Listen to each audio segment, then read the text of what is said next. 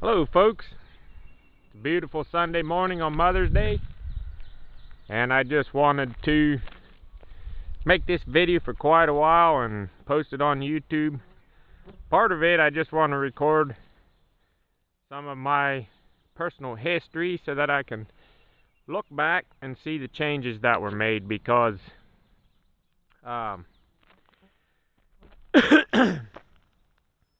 my wife and I are going to make some big changes here this year and into the next, and I just wanted to record what we have now, for nothing else, if for nothing else, than to have the ability to look back and see the differences. So when I was 10, my family moved up on this farm, and I'm still here. I'm 36. That's 26 years ago. So my plan was to stay on the farm and take over the place. My dad left, and I stayed and helped care for things. And then I'm the last one standing. The rest of my siblings moved away, got married and all of that. And I stayed on as the caretaker of the farm. And renting from my mother, and this here is 40 acres or 39 acres that I have farmed up to this point. And this is the home place, I guess. So I'm gonna walk you up through here as I talk. Got a nice big yard, and I just kind of want to talk about all the work that my wife and I did in 10 years as a side job while me running a construction business. So this row of evergreen trees here to my left, there were a few trees scattered throughout, but the way my siblings and we would tie our horses throughout here so we didn't have to mow, and we always got them too close to the trees, and our horses would wrap their chains around the little saplings and kill them. And so when I got married, I decided I wanted to end that practice, and I quit doing it. And my wife and we planted 90% of these evergreens to fill out. And then my mother planted these maple trees amongst them. It makes a wonderful windbreak from the west for this part of the yard. There's something that we made, my wife and I, since we've been married. Hey Zachary. So when I got married, this here was just this tree line here, pretty much to the road all the way to the other tree line. We had farm equipment stacked all throughout there, old horse-drawn implements and everything. There was no building there. There was a ratty old building here, and then there was piles of wood and lumber and blocks and everything, just a big mess throughout here. So that all got cleaned up, and this here building, this all got cleaned up before I was married. And then this, well, there was still stuff over there that I cleaned up after I was married. This building, we tore down the ratty building. I put up a shop, which I then moved into. Wasn't supposed to still be in there, but I am. And then this building here, we built the first half in 2018. And then as my construction business expanded, I got a lot of leftover material. Instead of having it sit out and rot, we built this last half here to store all the materials, clean stuff up. I had stacks of material covered in tarps all out through here. That's all cleaned up. So as we walk through here, a lot of this, this gravel was all added, this driveway. We keep the yard mowed now and the yard clean. So wonderful work that we done together as a family, hard work. Now in 2018, my mother's old log house was rotting and sinking and into the ground because it had no foundation. So my mother got a loan, and we built this house here. It's still not finished, but that's because the money ran out.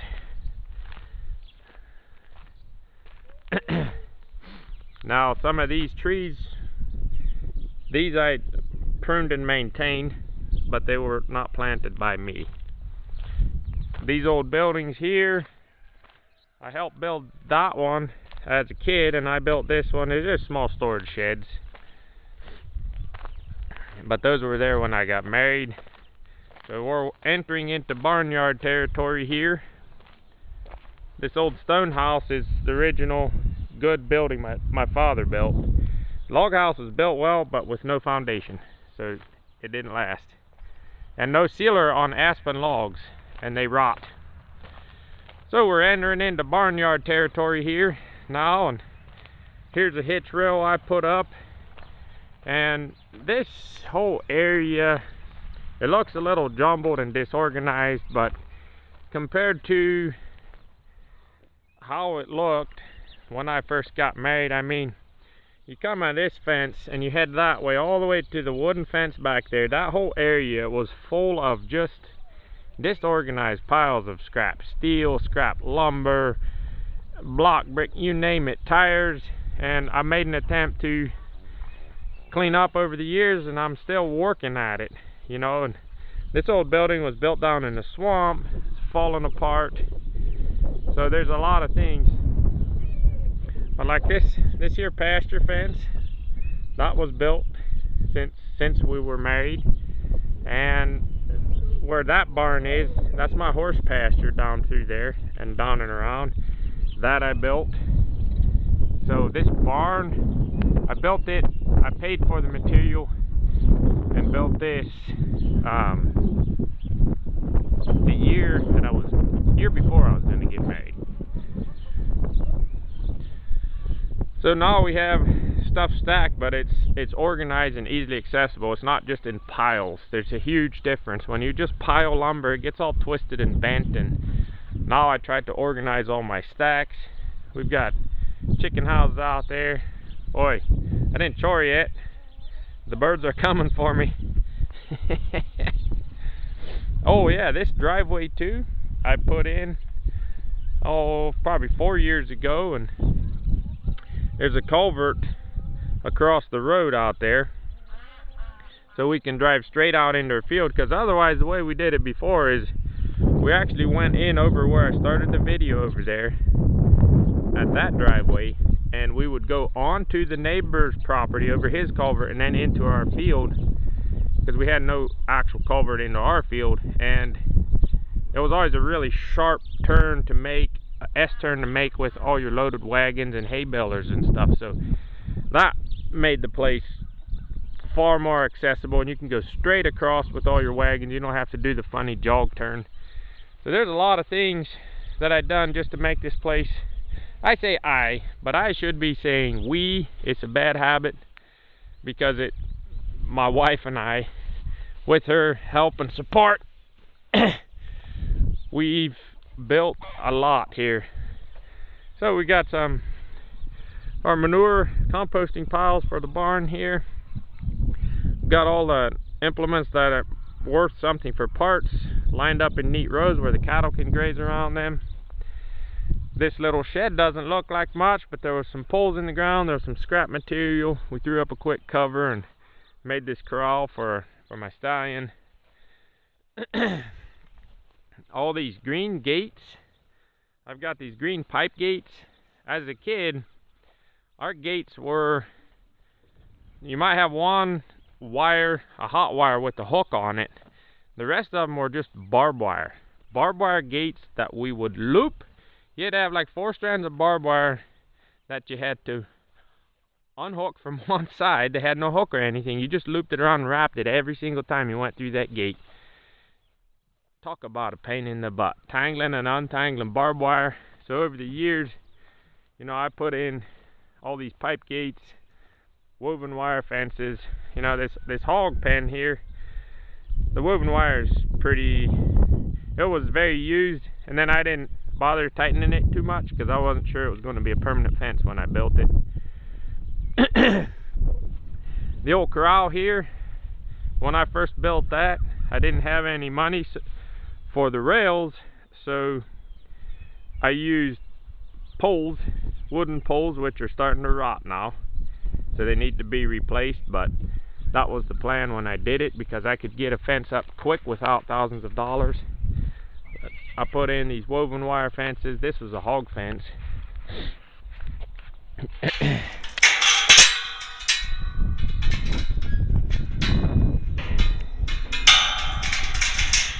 I don't know if anybody will even find this interesting or not, but like I said, I wanted to record this just for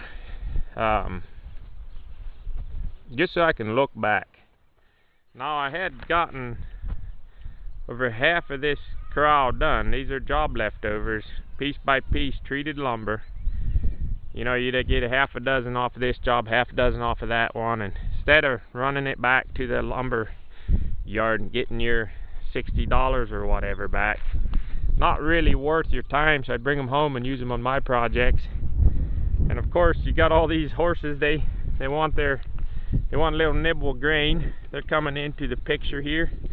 Got the old girl here. We got the newest addition over here. So one thing I did also, when I took over the farm, we must have had 25-30 horses. We'd use them for farm work, but basically we had a lot of horses to get all the field work done so that we could feed all the horses. And so I've been weeding down the animals that have no value to the farm other than sentimental value. And all but that big red girl there, I really like her. She's too old, and she could be a spooky old goose too. I just haven't been able to sell her yet. A couple times I had her on the way to the sale barn, backed out last minute, said, well, just really like that old girl. And I got down to only 8 personal horses, and horses generous, you know, they're ponies. This one here's only 13 hands. I've got a few horses, but mostly ponies, so translate that isn't nearly as many horses. But all these fences you see, like this gate here and stuff, I built those since I've been married. I built this water access thing down here, you know, get down to the river to use the natural water. And this is just a minimal part of what I've done, really. There's all the work back in the woods that I've done. See, this is a good water access point. River goes down to, the fence goes down to that barrel and back up, just so that I love to use the natural resources that I have on the farm. If I can get by with natural resources, I just love that. And if I can use the natural water, that's great. That cuts way down on my infrastructure costs for wells and electricity to pump your water and all of that stuff. So there's a lot of work. There's 60 acres of river bottom and forest back there, and there's a lot of work I did back there, making some nice, like a nice park-like area for camping spots. And just all those years of, let's say, when I really started forest management, cutting out the dead wood for firewood, and then getting ahead and actually cutting down twisted or not so nice trees to allow other nicer stuff to grow faster and better, like forestry, pruning, and just increasing the value of the forest. I've been doing that for a good 12 years back there. Oh no, probably a good 16 years that I've been doing that. And that's every winter of doing, you know, small areas in one time. And sometimes just like, well, I got enough firewood cut, but I got a quarter of a tank of gas left in the chainsaw, so then I'm just going to do some pruning until the gas runs out. You end up pruning up quite a few trees. There's a lot of young oak saplings back there that I pruned up as high as I could reach with the chainsaw. It's on the snowpack, translates about to the first 10 foot of that oak now will be nice and straight with no limbs in it, which would increase its value, you know, as a saw timber in the future. Just doing that over a period of 16 years has really cleaned up a lot of the areas in that 60 acres. where there's a lot of young stuff coming that will greatly increase the value of that stand of timber, you know, in 20 years from now, because I got rid of a lot of the weeds, let the good stuff grow. It's a nice 6-acre pasture, and the increase of value that it did here isn't so easy to see, but that increase is just soil fertility with managing properly, no chemicals, rotating animals, not abusing your pasture by overgrazing and over compacting and feeding hay in the winter. These brown patches, that's lots of fertility. This gate here I put in about 6 years ago. Good heavy bowl gate.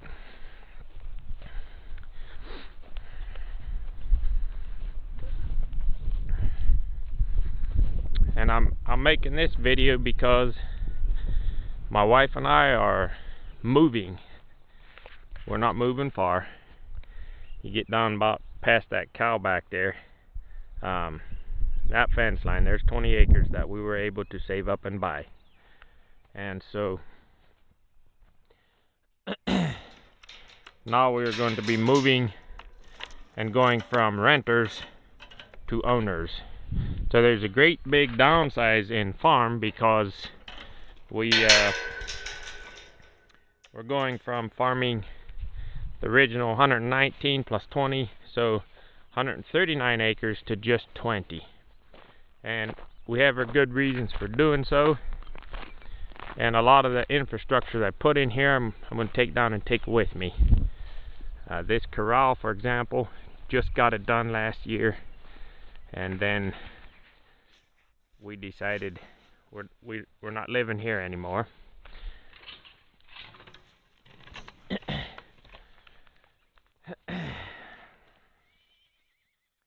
great capture pen here that we made.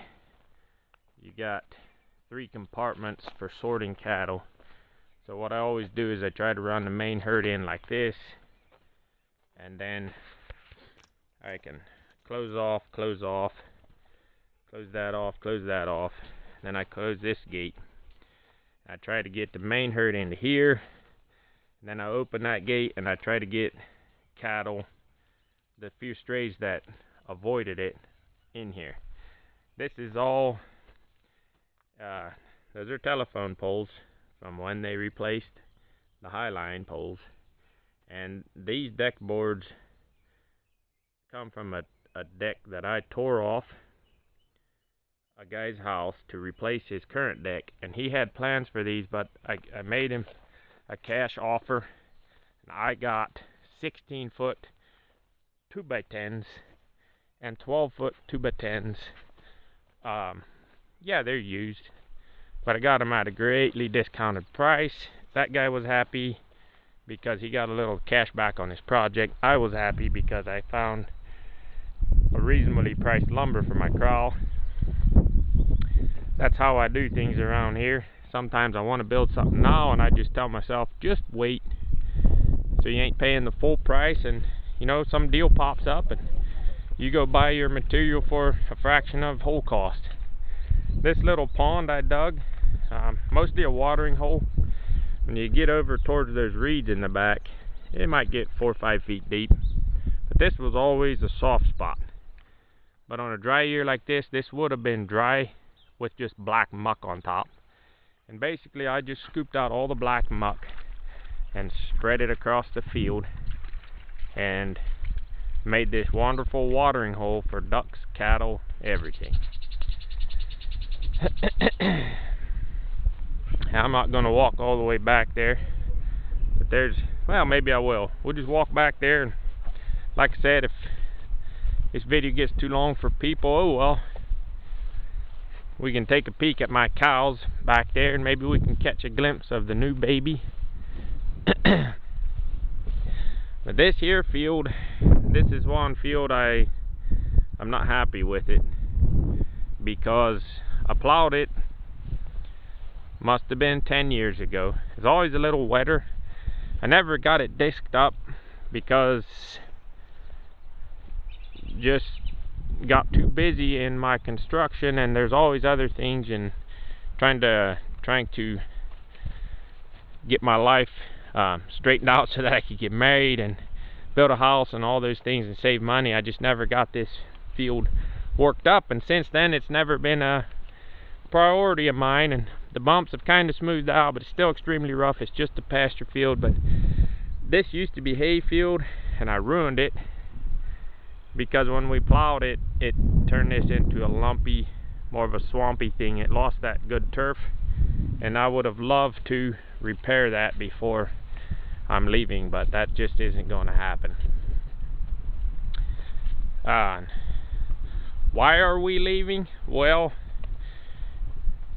as a wise man once said, that if you're renting or loaning from family members or doing business with family, and you're renting, and you know somebody in your family is basically, they're either your landlord or your boss, the Mother's Day dinners, the Christmas dinners, the food just tastes different, especially if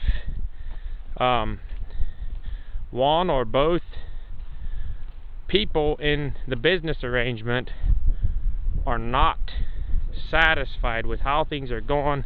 It just adds a sour note to family life. And to me, yeah, I have a lot more land here, and I could fight to stay on it, and I could argue, and I could strive to stay here, but I do not believe that I can do that without adding a lot of strife and stress to the family who's already stressed enough.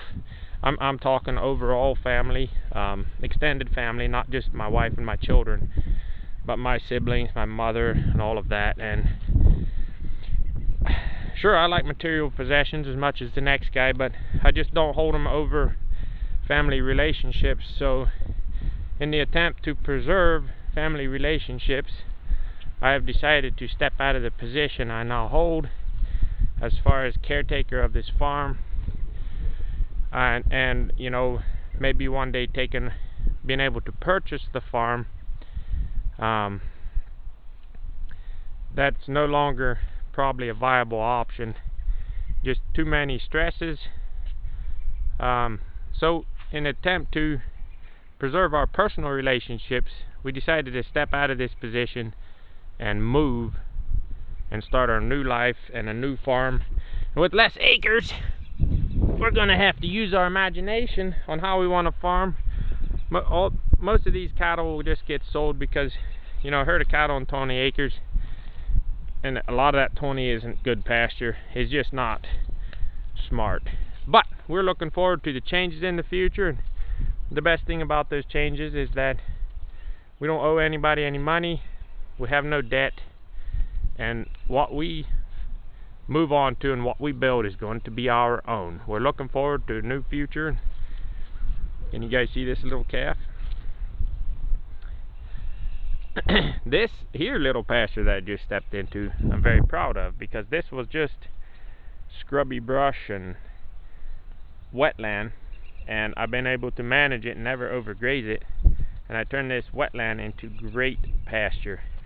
When you get out in the middle in the summer, if you let it go, the grass gets taller than my head. It's pretty incredible.